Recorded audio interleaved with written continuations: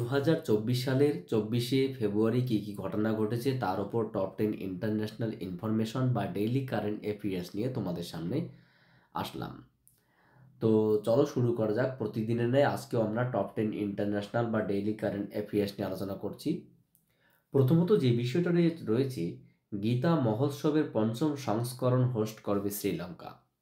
গীতা মহোৎসবের যে পঞ্চমতম সংস্করণ সেটি হোস্ট করবে Sri Lanka.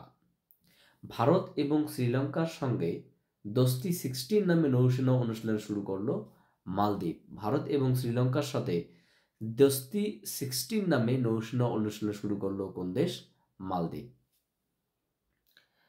Pangong frozen lake marathon 2024 জিতলেন ভোপালের অ্যাথলেট ভগবান সিং এবং Mahesh Khurana. Pangong frozen lake marathon Pangong frozen lake marathon 2024 জিতেন ভোপালের অ্যাথলেট ভগবান সিং এবং মহেশ খুরানা।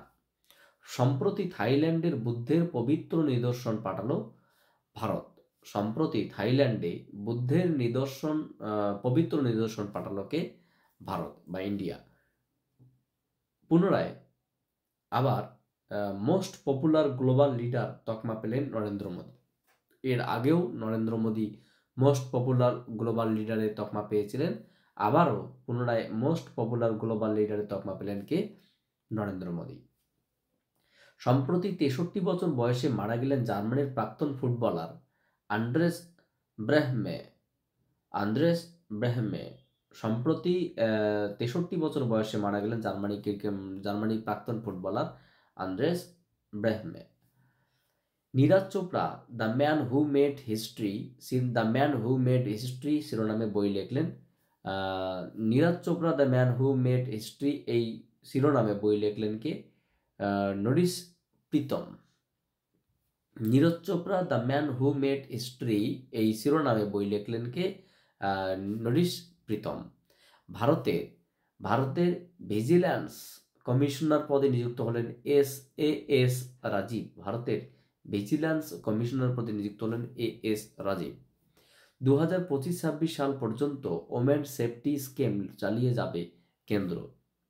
2025-26 সাল পর্যন্ত ওমেন সেফটি স্কিম চালিয়ে যাবে কে? কেন্দ্র সরকার। ছত্তিশগড়ে 211টি পিএমশ্রী স্কুল উদ্বোধন করলেন কেন্দ্রীয় মন্ত্রী ধর্মেন্দ্র প্রধান।